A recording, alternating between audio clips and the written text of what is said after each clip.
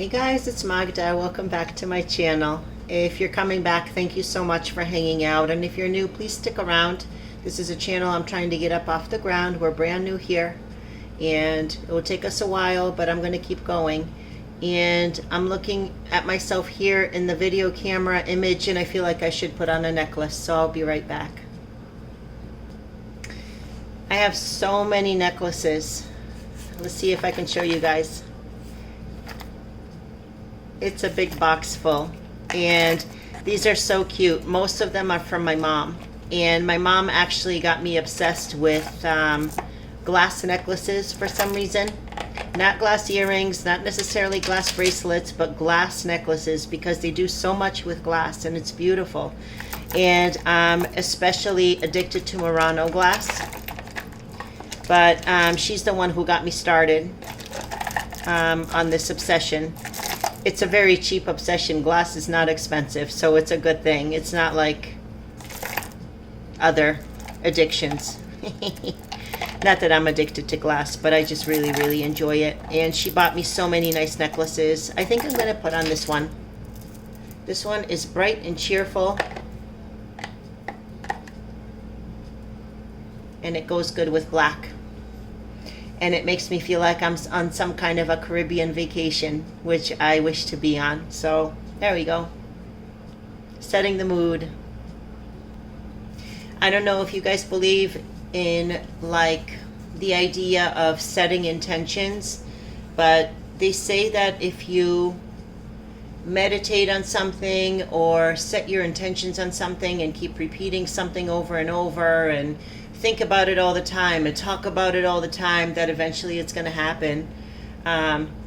So white sand beach, turquoise water, that's where I want to be for 14 days. So this is my intention setting. Now and again I get inspired to go buy a scratch ticket, and I kind of felt a vibe today coming home from work. So I stopped in and I just had 4 $5 bills. That's obviously a 20. I'm like, okay, should I get 4 5s or 2 10s, or should I get 120? I ended up getting 120 and I scratched it. I don't scratch the numbers. I don't even bother. I'm not a gambler.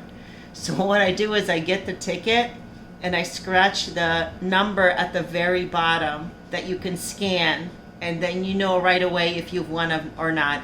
This baloney, scratching this and waiting and scratching this and looking at this, no thank you, I'm all set. So I scratched the number on the bottom and I scanned it, and it said winning ticket, go see the whatever person. So I went there and I won $30. So I'm like, okay, so I just got my 20 back and I got another 10. Let me keep the 10 and let me turn over the 20 one more time. So I turned over the 20 and got one more $20 ticket, and I scratched the bottom and I went, and it didn't say winning ticket, it said see receptionist, or not receptionist, see register or something like that. And I'm like, I just won $1 million. I just won $10 million. I know this is my moment. Yes, I just won. So I give the kid the ticket back and it was $100. I am not upset about $100. Oh my goodness, I am so happy about $100. So psyched. But in my heart, I'm like, oh, I know I just won 10 million. I know it. I know this is my shot. I know I won 10 million. Oh my goodness, I am eternally grateful. I won my money back. I won so much extra money back. And he's like, do you want another ticket? I'm like, no. Give me my cash. I'm out of here. You know, you gotta take your winnings when you're ahead. What's that song by Kenny Rogers? The Gambler. Well, you gotta know when to hold them. Anyway, you gotta know when to bail. So I bailed with my winnings, and I was so happy. That was awesome. I don't have anything special planned today. Today has been kind of a day, and not even a work-related bad day, just like personal stuff bad day. And me recording, I don't feel like I'm alone. So I don't really want to be alone today. So that's why you guys are hanging out with me. I'm making a very like whatever meal. It's not a big deal. I'm just cooking a meal, but I don't want to be alone today. So you guys are going to keep me company, whether you like it or not. This is very different from like hanging out with you guys live, which is what I'm so looking forward to. I can't wait to have the interaction and have like your comments popping up and stuff. So in the future, but in the meantime, this is all I have. So we're gonna hang out. So this is just a hang out and cook with me video. I have my little stainless steel pot here. I'll show you what I'm working with. My little Cuisinart stainless steel pot. I love it. A saucepan. No, it's bigger than a saucepan. This is like I'm not sure what it's called, but it's got probably a 3-quart limit in it. 3, maybe 4. I'm putting a little brand new oil bottle. A little bit of olive oil in the bottom. Like 2 tablespoons. Put this aside for a moment.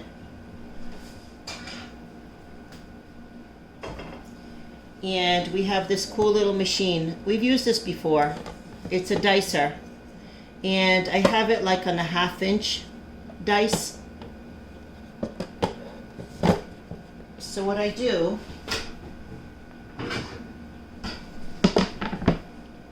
extra onions today. I love onion, I love garlic. So I'm gonna cut,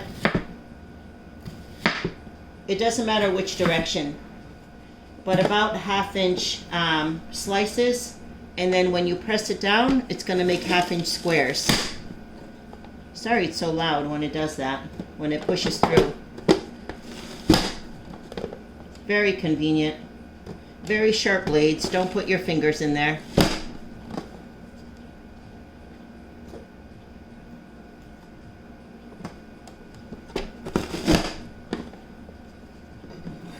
Same with the next one, about 1/2-inch slices.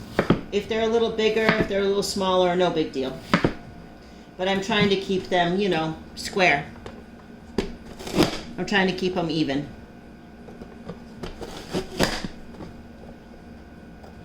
Oh, there's a little piece that's kind of discolored, so we're going to take that layer out and put the rest in.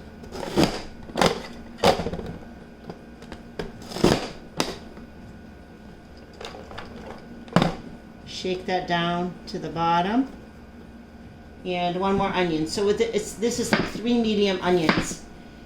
I just really like onions.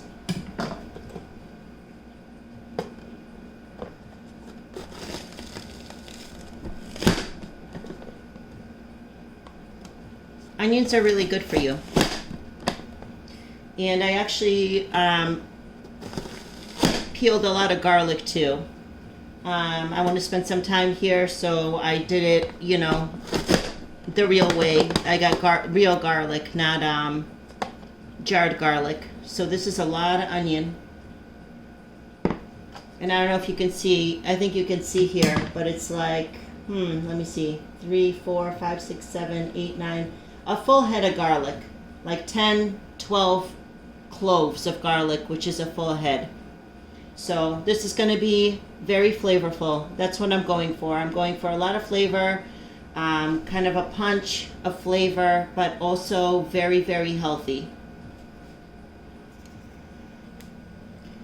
So I'm going to put all that onion in here into the pot with a little bit of olive oil, a couple tablespoons for the whole pot. Just going to rinse this. And we're going to work on the garlic. This I'm going to put on the stove like on medium and have it start cooking down and browning. I want this a little bit browned before we do anything else with it. This is one of the coolest little machines in my kitchen. It is a tiny, itty bitty food processor. And I use this thing so much. I got this from a friend who has been a friend for so long. Every time I use this, I think about her. She's actually passed away a little while back. But every time I use this, I think about her. This is just the coolest little machine.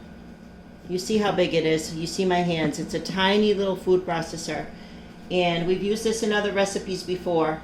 I put all the garlic in here. I use it mostly for garlic, but when I need minced onion too, I use it for onion. Minced anything. It does a super job. So let me take you over to the other side.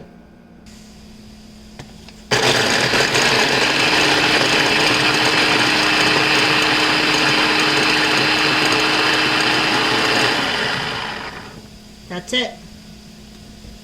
A whole head of garlic, minced.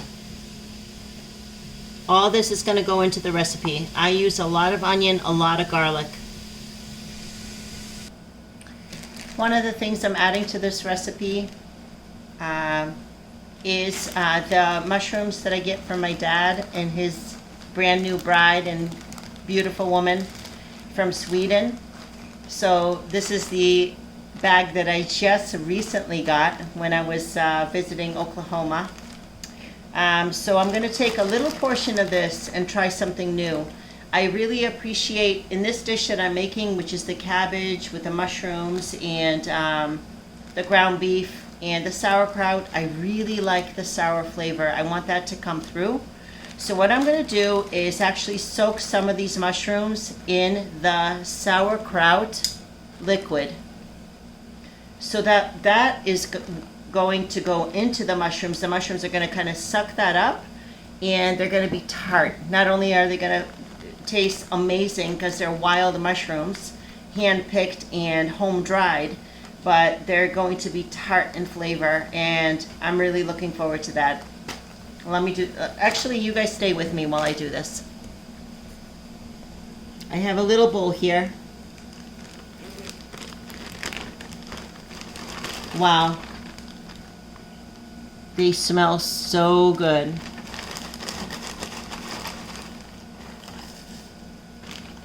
That's one little handful. I don't want to use too much because I don't want to run out. But hopefully my father is picking them in Sweden right now as we speak, and he'll be drying them for me. So there's 2 good handfuls in here. 2 good handfuls. So look at this. So I have that here. Here's the sauerkraut that I use. It happens to be Bubby's, but not everybody has this brand. I'm going to use everything that's in the jar, so me sticking my finger in there is not going to introduce bacteria. I mean, it will, but for about 30 seconds. I'm going to use this to cook with. So these are going to rehydrate with that sour flavor, with that tart sour flavor of the sauerkraut, and I'm really excited about that. So we'll let these sit. And I think after, like once everything is ready over there with the cabbage and everything else and the ground beef, I'm going to put all of this into that pot, because that sauerkraut juice is going to be flavored with the mushrooms. So I don't want to throw that out. So all of this, whatever is in the bowl here, is going to go into that pot to just flavor that whole dish. We're actually at 14 minutes here, so I have to end here for this first part. I'm going to start a second part, another 14-15 minutes, just to wrap up this recipe. Thank you guys for hanging out with me. I just didn't want to be alone today. And let me start part 2 of this video. I love you guys.